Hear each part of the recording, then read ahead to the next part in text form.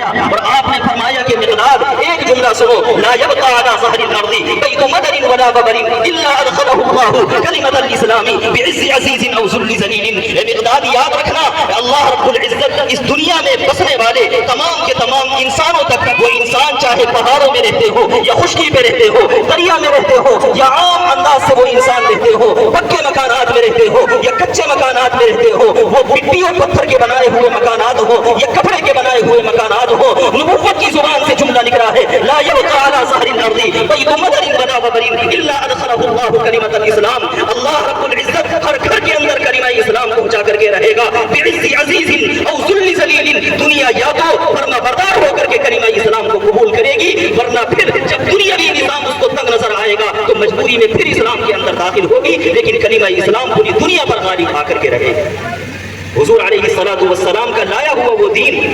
کہ جس دین کو ہم نے امانت تصور کیا ہے، یاد رکھیے گا کہ یہ دین ہمارے اور آپ کے پاس امانت ہے، اور اس انداز سے امانت ہے کہ حضور علیہ الصلوۃ والسلام جس وقت میں دنیا سے تشریف لے کر کے جا رہے ہیں، آپ علیہ الصلوۃ والسلام نے اس امانت کی بات کی حفاظت کی بات فرمائی ہے. نبوت کی زبان کا وہ خطبہ آپ کو یاد ہوگا، آپ علیہ الصلوۃ والسلام حجۃ الوداع کے موقع پر ہیں، خانہ کعبہ کی چوکھٹ پر امام الانبیاء کھڑے ہوئے ہیں، اور اس وقت میں حرم مکی کے اندر حضرات صحابہ رضوان اللہ تعالی علیہم اجمعین کا مجمع ہے. امام الانبیاء نبی اکرم صلی اللہ علیہ وسلم نے حضرات صحابہ کے سامنے گفتگو فرمائی، اور گفتگو فرماتے ہوئے نبوت کی زبان سے کچھ ایسے کلمات نکلے کہ حضرات صحابہ سمجھ گئے کہ آپ علیہ الصلوۃ والسلام کے دنیا سے پردہ فرمانے کا وقت آیا ہے. نبوت کے اس انداز سے ہاتھ تھے، آپ نے چوکھٹ پر خانہ کعبہ کی ہاتھ رکھ رکھے ہیں، اور آپ نے فرمایا کہ لوگوں یہ بتاؤ کہ جو میں نے رب ذوالجلال سے امانت لی تھی وہ امانت میں نے تم تک پہنچائی ہے کہ نہیں پہنچائی ہے. امام الانبیاء کے صحابہ نے فرمایا کہ یا رسول اللہ آپ نے وہ امانت ہم تک پہنچا دی ہے. امام الانبیاء نے اپنی انگلی آسمان کی جانب بلند فرمائی ہے، اور آپ نے فرمایا اللہم اشہد اللہم اشہد اللہم اشہد، الہ العالمین گواہ بن جانا میں نے جو تجھ سے امانت لی تھی میں نے یہ امت تک پہنچا دی ہے. اور پھر نبوت کی زبان سے نکلا تھا الا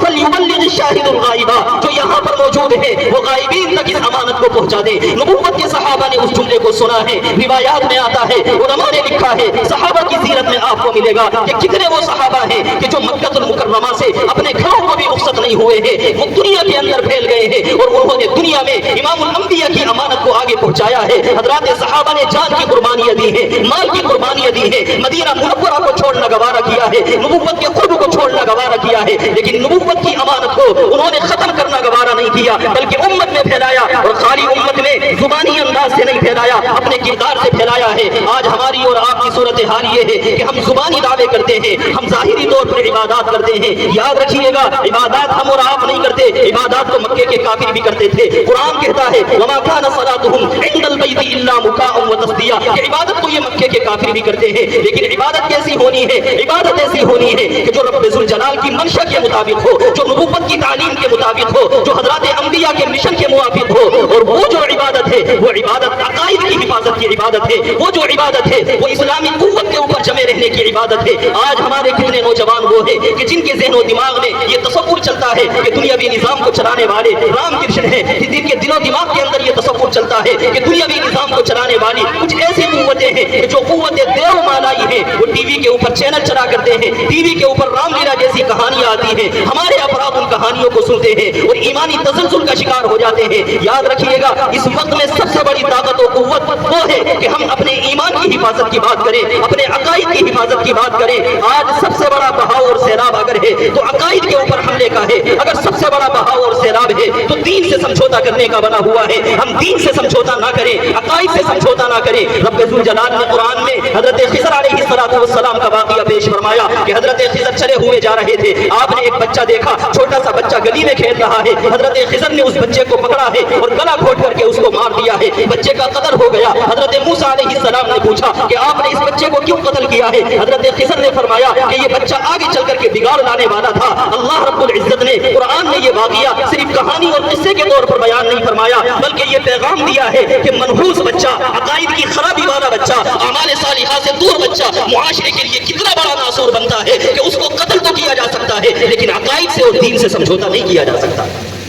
اللہ رب العزت نے قرآن کریم میں جن تعلیمات کو، جن پیغامات کو پیش فرمایا ہے، آج ضرورت اس بات کی ہے کہ ہم ان تعلیمات اور ان پیغامات کو اپنے اندر داخل کرنے کی کوشش کریں، انہی عقائد کی مضبوطی کے ساتھ ہم میدان میں قدم بڑھائیں کہ جن عقائد کی مضبوطی کے ساتھ امام الانبیاء نبی اکرم صلی اللہ علیہ وسلم نے دین کی تبلیغ فرمائی ہے۔ ہم ایک واقعہ سنا کر کے اپنی بات ختم کرتے ہیں۔ امام الانبیاء نبی اکرم صلی اللہ علیہ وسلم مکہ المکرمہ میں موجود ہیں، آپ علیہ السلام دین کی تبلیغ فرما رہے ہیں۔ مکہ المکرمہ میں آپ جانتے ہیں کہ دین کی حفاظت کی بات کرنا بڑا مشکل تھا، دین کی تبلیغ کی بات کرنا بڑا مشکل تھا۔ حضرات صحابہ کے لیے سر چھپانے کے لیے چھت وہاں پر نہیں تھی، حضرات صحابہ کو پیٹ بھرنے کے لیے کھانا نہیں ملتا تھا۔ اس موقع پر کہ جب امام الانبیاء اور آپ کے صحابہ کو ایک گھاٹی کے اندر 3 سال تک کے لیے قید کر دیا گیا، جب صحابہ کے لیے دین کی بات کرنا دشوار تھا، صحابہ کے لیے تجارت اور کاروبار کرنا دشوار تھا، ان کے لیے اپنے جسم کا لباس اختیار کرنا دشوار تھا، اس وقت میں مکے کے کافر آئے ہیں اور آ کر کے امام الانبیاء نبی اکرم صلی اللہ علیہ وسلم سے کہنے لگے کہ محمد تم بڑی پریشانی کا شکار رہتے ہو، ہم تمہارے سامنے ایک سمجھوتے کی بات رکھتے ہیں،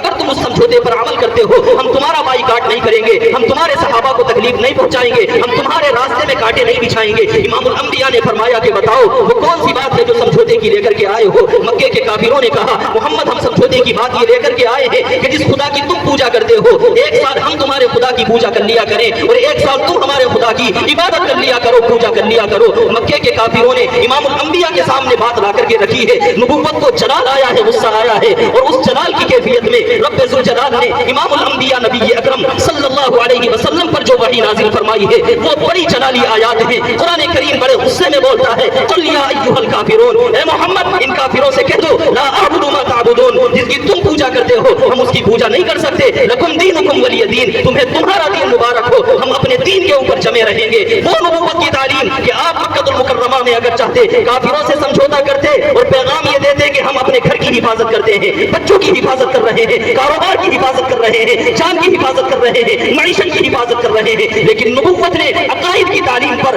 بچوں کی قربانیاں دینا بھی قبول کر لیا ہے، گھر-بار کی قربانی کو بھی قبول کر لیا ہے، لیکن عقائد سے امام الانبیاء نبی اکرم صلی اللہ علیہ وسلم نے سمجھوتا نہیں کیا ہے۔ یہ نبوت کی وہ تعلیم ہے کہ اس تعلیم کو ہمیں اور آپ کو اختیار کرنے کی ضرورت ہے۔ آج بڑا سنگین مرحلہ یہی ہے کہ ہم اس تعلیم کو عملی جامہ پہنانے کی کوشش کریں، اس تعلیم کو ہم اپنی زندگی کے اندر لانے کی کوشش کریں۔ یہ مدارس اسلامیہ، یہ مکاتب دینیہ اسی تعلیم کی حفاظت کی بات کرتے ہیں، اسی امانت کی حفاظت کی بات کرتے ہیں جو امام الانبیاء نبی اکرم صلی اللہ علیہ وسلم نے حضرات صحابہ کو دی تھی۔ اور نبوت کی تعلیم یاد رکھیے گا خالی جلالی تعلیم نہیں تھی بلکہ جمالی تعلیم تھی، محبت کی تعلیم تھی، عدل و انصاف کی تعلیم تھی، پیام انسانیت کی تعلیم تھی۔ وہ نبوت کہ جس نے دنیا کو پیام انسانیت دیا ہے، جس نے دنیا کو امن کا پیغام دیا ہے، آشتی کا پیغام دیا ہے، صلح کا پیغام دیا ہے، وہ نبوت کہ جس پر نازل ہونے والے قرآن میں رب ذوالجلال نے فرمایا وَلَا تَسُبُّوا الَّذِينَ يَدْعُونَ مِن دُونِ اللَّهِ فَيَسُبُّوا اللَّهَ عَدْوًا بِغَيْرِ عِلْمٍ، اے مسلمانوں کافروں کے معبودوں کو بھی گالی نہ دینا۔ رب ذوالجلال نے جس قرآن میں اس طرح کی تعلیم دے کر کے امن اور اتحاد کی بات کی ہے، آج نبوت کی اگر کوئی محبت کی بات کرتا ہے تو اس کی گرفت کر لی جاتی ہے، اس کی پکڑ کر لی جاتی ہے، اس کو قید و بند میں ڈالا جاتا ہے۔ یاد رکھیے گا امام الانبیاء نبی اکرم صلی اللہ علیہ وسلم کا احسان ہے کہ آج یہ امت رب ذوالجلال کے عذاب سے محفوظ ہے۔ امام الانبیاء پر نازل ہونے والے قرآن میں رب ذوالجلال نے فرمایا تھا وما كان الله ليعذبهم وانت فيهم، کہ جب تک امام الانبیاء کی ذات باقی ہے رب ذوالجلال دنیا پر بیک وقت عذاب نازل نہیں فرمائے گا۔ ہمارا ایمان و عقیدہ یہ ہے امام الانبیاء کی ذات آج بھی اپنی قبر مبارک میں زندہ ہے، نبوت کی زندگی ہے جو آج امت اجتماعی عذاب سے محفوظ ہے۔ ورنہ رب ذوالجلال نے قرآن کریم میں جو تاریخی واقعات بیان فرمائے ہیں کہ قوم لوط پر عذاب آیا ہے، قوم سمود پر عذاب آیا ہے، قوم نوح پر عذاب آیا ہے، رب ذوالجلال نے اجتماعی طور پر جو قوموں پر عذاب نازل فرمایا ہے اس کی وجہ یہ ہے کہ اس زمانے کے انبیاء کی وہ دعائیں نہیں تھی، لیکن نبوت کی اس دعا کو یاد کیجئے گا کہ آپ علیہ السلام کے دنیا سے پردہ فرمانے کا وقت ہے، آپ اما عائشہ کی گود میں لیٹے ہوئے ہیں، حضور علیہ السلام کے پاس جبرائیل امین آئے ہیں اور آ کر کے فرمانے لگے کہ یا رسول اللہ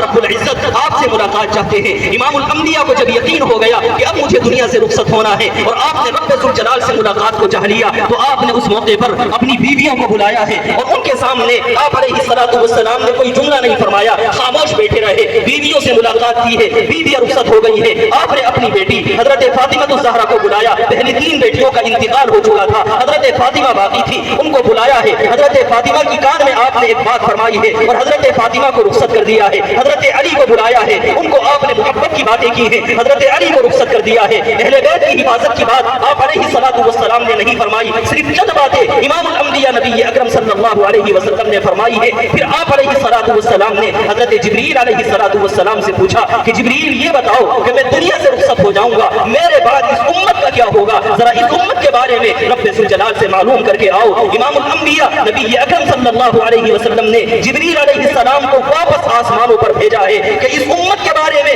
رب ذوالجلال سے معلوم کر کے آؤ کہ اللہ تعالیٰ اس امت پر اجتماعی عذاب کو نازل نہیں فرمائے گا۔ امام الانبیاء نے اس آخری وقت میں اپنی بیٹی حضرت فاطمہ الزہرا کی حفاظت کی بات نہیں فرمائی ہے، حضرت حسنین کو بلایا ہے، سینے سے لگایا ہے، لیکن یہ نہیں کہا کہ ان کی حفاظت کرے گا کہ نہیں کرے گا، حضرت علی کو بلایا ہے، اپنے اہل بیت کو بلایا ہے، محبت کی باتیں فرمائی ہے، رخصت کر دیا ہے، لیکن جب امت کی بات آئی ہے امام الانبیاء نے جبرائیل کو بھیجا ہے کہ جاؤ رب ذوالجلال سے معلوم کر کے آؤ کہ میرے بعد میری امت پر عذاب کو نہیں آئے گا۔ رب ذوالجلال نے اس موقع پر امام الانبیاء کی دعا کو قبول فرمایا ہے اور فرمایا کہ یا رسول اللہ، اے محمد آپ مطمئن رہیے، رب ذوالجلال آپ کی امت پر اجتماعی عذاب نازل نہیں فرمائے گا۔ خدا کی قسم اگر آج دنیا کے اندر ان تمام ضلالتوں اور گمراہیوں کے باوجود، اگر دنیا کے اندر بیٹیوں اور بہنوں کی عصمت دری کے باوجود، اگر دنیا کے اندر شراب نوشی اور ڈاکہ زنی کے باوجود، اگر دنیا کے اندر شراب نوشی اور حرام خوری کے باوجود، اگر سوری کاروبار کے باوجود، اگر اللہ رب العزت کا اجتماعی عذاب نہیں آ رہا ہے، اگر اللہ رب العزت کی شان میں